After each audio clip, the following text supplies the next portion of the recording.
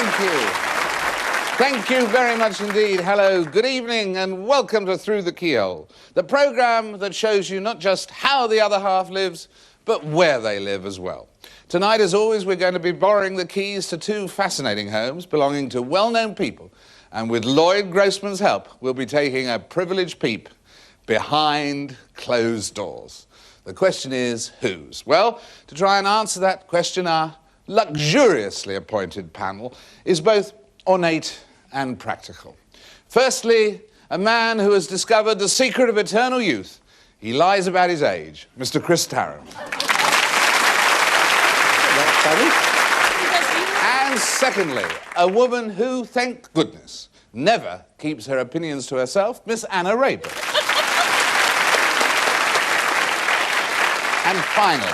And finally, a man who hates to repeat gossip. But then, as he says himself, what else can you do with it? Born with a wonderful sense of rumour, Mr. Nigel Dempster. Well, now, with the help of our magic keys, we're going to be taking a careful look again inside two fascinating homes. And that should tell us something, maybe quite a bit, about the person who lives there. All that our friends here have got to do is to try and work out who that is. So let's join Lloyd right now at house number 1 and watch closely, because remember, the clues are there as we go through the keyhole.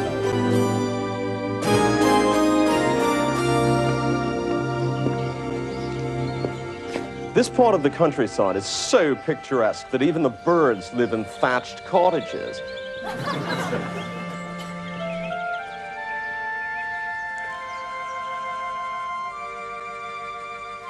The first room you come into is the dining room, so obviously eating and drinking and entertaining are a very important part of the life of this household.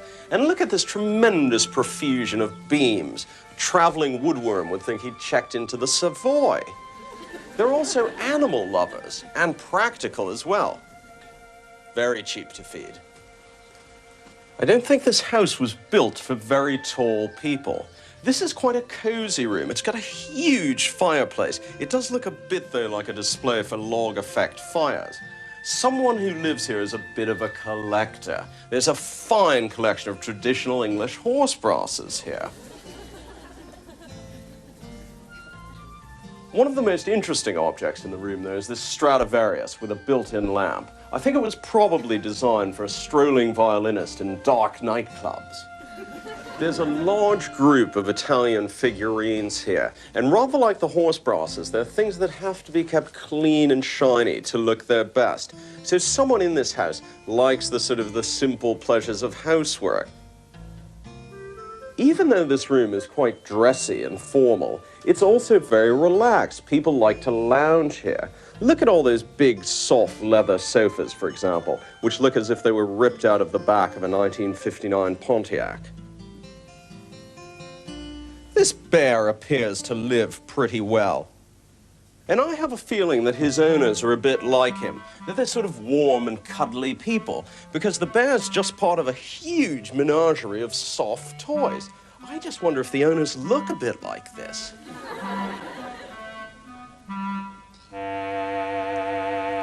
Quite a splendid parade of military chests. It reminds me of a dressing room in an old soldier's home. Now, this is a very well-balanced household. It's very democratic, very egalitarian.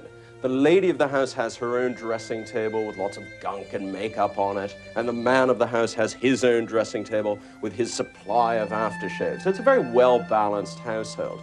And one thing that appears to be obvious is that these people are incurably romantic. Well, this is an unexpected touch of Marbella in East Anglia. Let's look at the evidence. The thatched birdhouse, the electric Stradivarius, the ugly duckling. So what sort of person lives in a house like this? David, it's over to you. Thank you very much indeed, Lloyd. And now for our home and studio audience, though not for our panel. Here's whose house it is.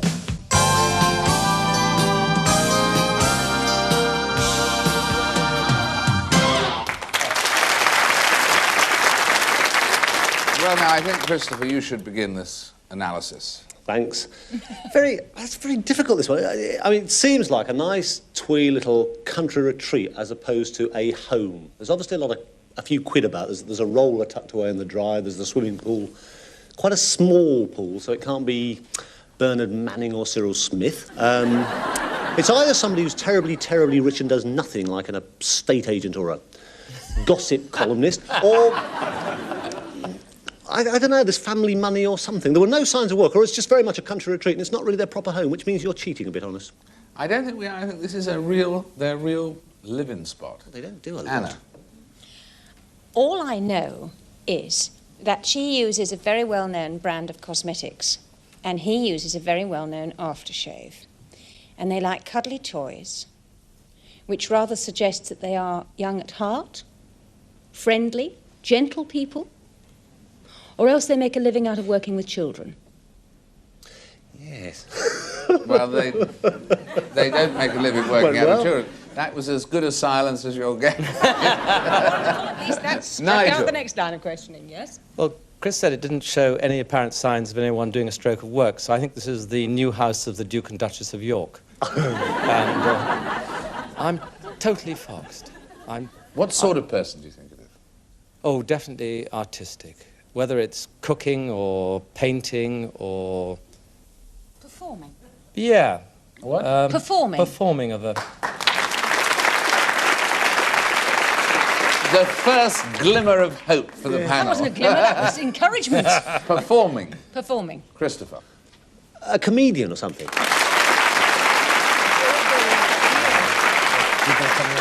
So it's very odd. I mean, you expect a comedian to live in a madhouse full of silly things all over the walls and joke books, but it's a very quiet sort of gaff. A stand-up comedian who lives in East Anglia. Does he work alone or with a prop? I think one thinks of him working alone. That takes poor old Orville out of it, doesn't it? Yes, we it thought does. it might be Keith Keith Harris and Orville, and we were hoping... Now, you've got a performer, you've got a comedian who works alone. Are you going to get any closer? I don't think you are you? They're not going to get, will you come through the keyhole, Mr. Mike Reid. No.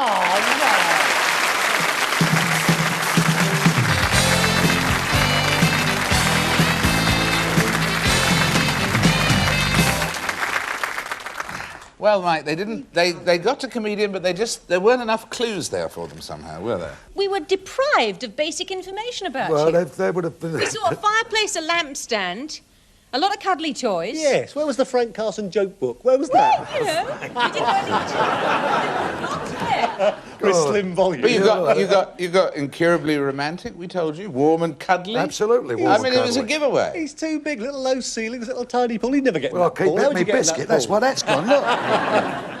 What was the electric Stradivarius? It was a lampstand I bought many, many, many years ago, David. It's a lovely... I like it anyway. It's made of... it's porcelain. When did you actually... The comedian, but when did it really all start? I mean, at Butlins?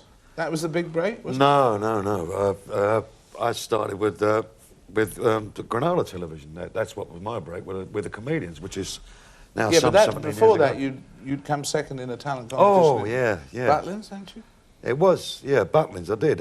All that did for me, though, was to give me some sort of incentive to think that I had some sort of talent, because I've been working, obviously, for years and years and years prior to that, all over the country. I mean, I was a professional comedian, and Butlins, in all due respects, at the end of the day, they hold these competitions, and at the end of the day, the people that do get to the finals, every one of them's a pro. And now, there was one clue they missed there, too, which was the ugly duckling, wasn't there? Yes, you didn't see this.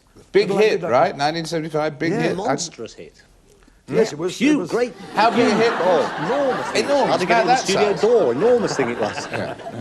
It got in the top 10, which was, for me, it was... I tell you what, I mean, a lot of people would not expect you to live in the countryside like that. They all think you live, very much East End of I've London. lived in the or something, country, Chris, now for 18 years, and if anybody literally shoved £1 million up my nose and said, move back to London, I wouldn't move back to London at any price.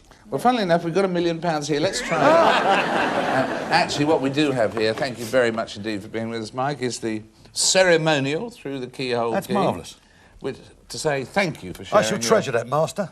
God bless you, Thank you, Governor. sir. And I'm glad you didn't get it, guys. So they didn't get Mike Reid. Let's see what they do in part 2. We'll be right back.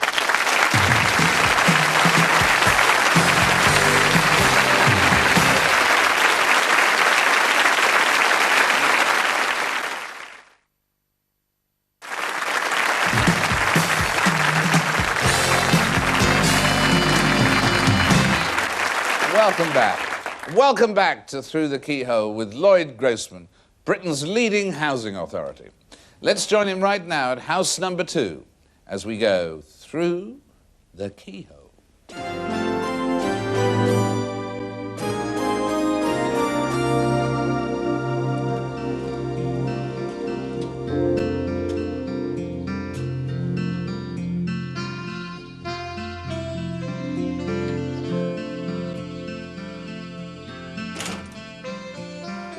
This is quite a modest hallway, so it probably belongs to someone who's rather shy and retiring, like this sporting bag lady. But the most interesting thing in this room is a very rare depiction of a Victorian guitar.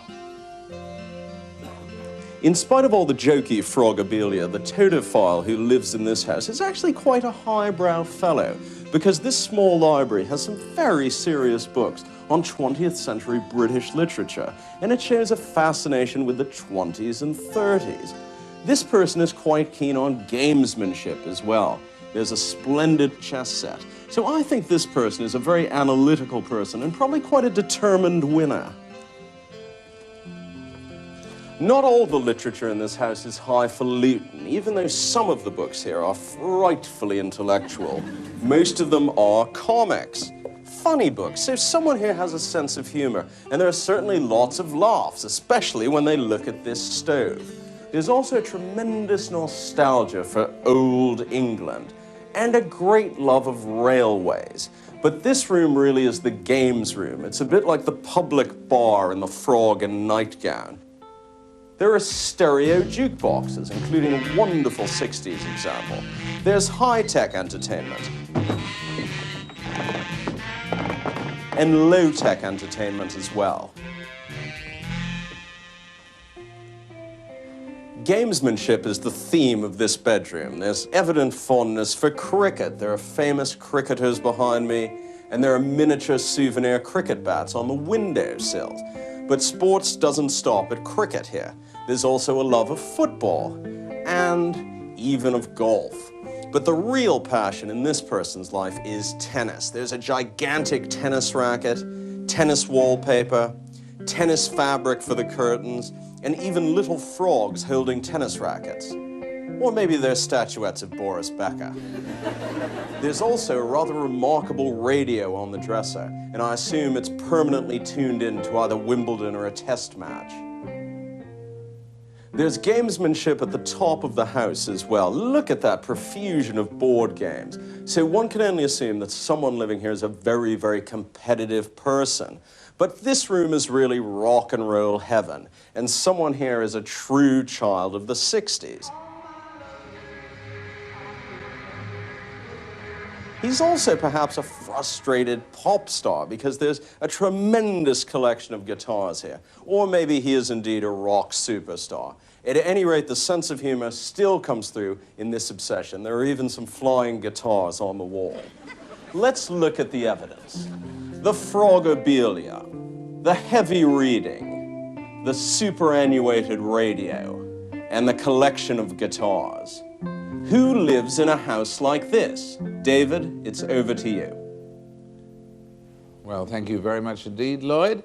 And now, for our home and studio audience, here's whose house it is.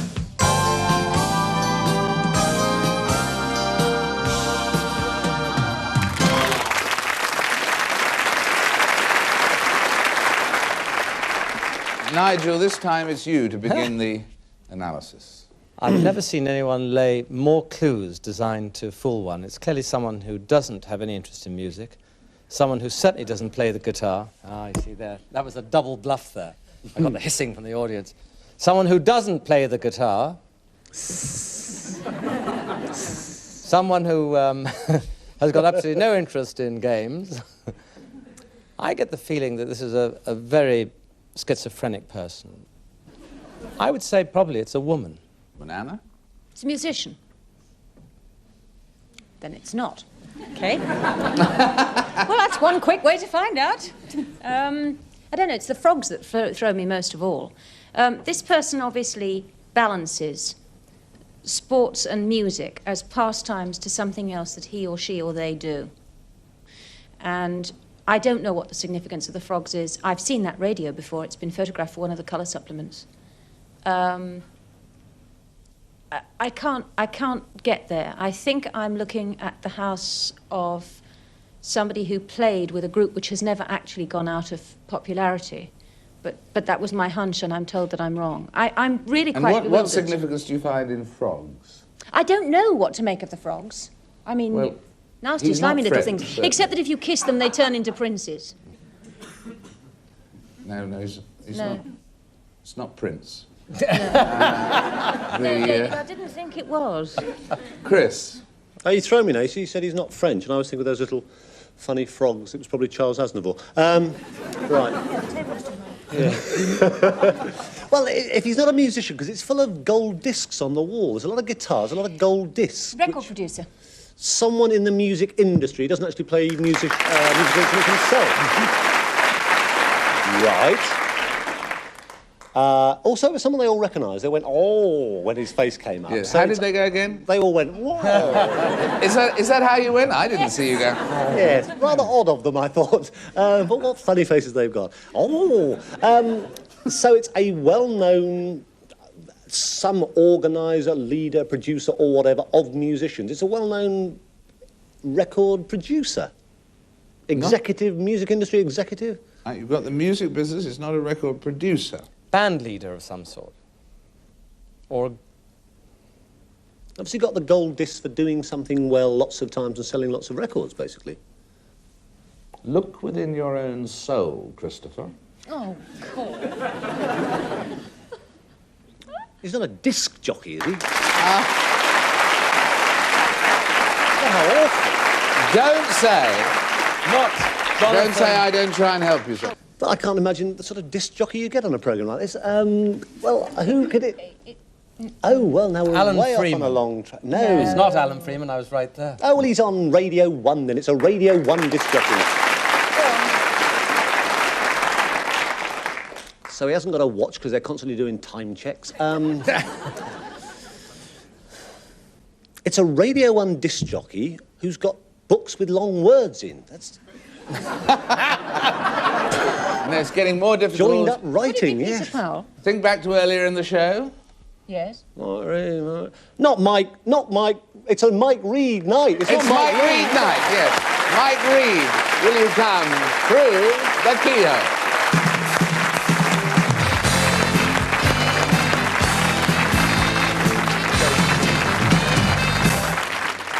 Well, they got there in the end, but I had to get Chris Tarrant to look within his soul before. It was a great struggle. It was. He found his soul in the end, though.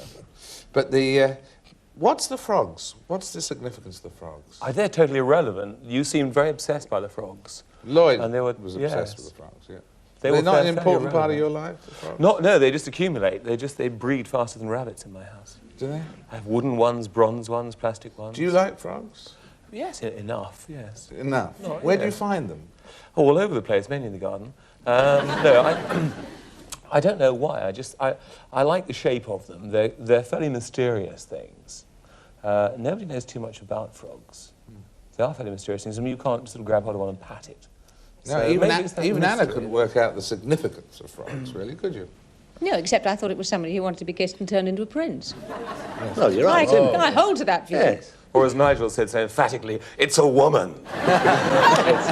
Was I wrong? Sorry.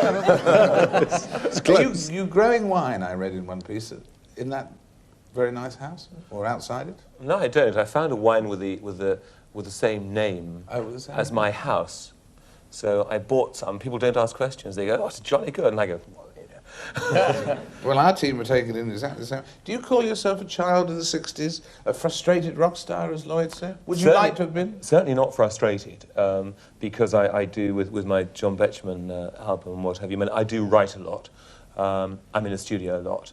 and I go out and play live as well. So I do as much as I want to. I'd hate to be a rock artist touring the world night after night playing the same stuff. So the answer is A, I'm not frustrated, but I do enjoy writing and playing a lot. Yes. So you like that part. Where did it all begin? In Manchester? Did it originally? Manchester, Mickey? Well, it began, my radio career began in Reading on local radio. I wasn't taken on to be a DJ, I was taken on to open the bowling for their cricket team. They said, will you open the bowling for us? And I said, yes, okay. And they said, we'd actually better give you a programme just to make it all above board. So like an American athletic scholarship. It's a bit like that, yes. If you do, it's like at school, if you do well at sport, you know, you're okay. Academically, you can then get away with it. Now, what about this John Betjeman project? We had a single out earlier this year, which has been a hit over here, and Australia and Holland. And we have with David Essex, Myfanwy, which is a poem that Betjeman wrote about Myfanwy Piper, the wife of the artist John Piper. And the new single is out, coincidentally at the moment, with David Grant and the Gospel Choir on one side and the Eton College Choir on the other side. And among your many awards, Chris was mentioning gold albums and things, but among your many awards was Wally of the Year in 1984 from Melody Maker. What was that for? I don't know, I don't read the Melody Maker. I stopped reading it when it ceased to be a good paper. Heaven knows, it could have been for almost anything. I wondered, it was just an intriguing honour to have had in your life. Yes, I know, oh, wait a minute, I know what it was for. I probably know what it was for. It was probably for not playing the Frankie Goes to Hollywood single, Relax, which at the time, I looked at the back of the 12-inch record and saw some lyrics which were highly distasteful, and a picture that I thought went with the lyrics, and I thought, well, I can't play this personally. And it was like the domino syndrome, from me just personally not playing it. It just went, you know, World Service, BBC, Top of the Pops, everything went with it, and I got Lover with a Blame. I think it was the Relax incident. I think you're right, absolutely right. But the gold disc, certainly, as Chris will testify, you get those for nothing, and you're embarrassed because they're on your wall. So, why have you got these? Well, no, I don't know, really. Well, I noticed the camera never went in close enough to read the titles of any of your classic hits, did it? Like, no, quite. What's that one? Yeah. All giveaways. Well, we thank you ever so much for sharing your home with us. We'd like to present you with the Memorial Key, signifying that this great event has occurred. And we'd like to thank you for being with us. We'd like to thank Chris Tarrant for being with us. We'd like to thank Anna Raeburn for being with us. And we'd like to thank Nigel Dempster for being with us. And, of course, we'd like to thank this Mike Reid for being with us, and we'd like to thank that Mike Reid for being with us. This has been your Mike Reid special from Through the Keyhole. Goodbye for now.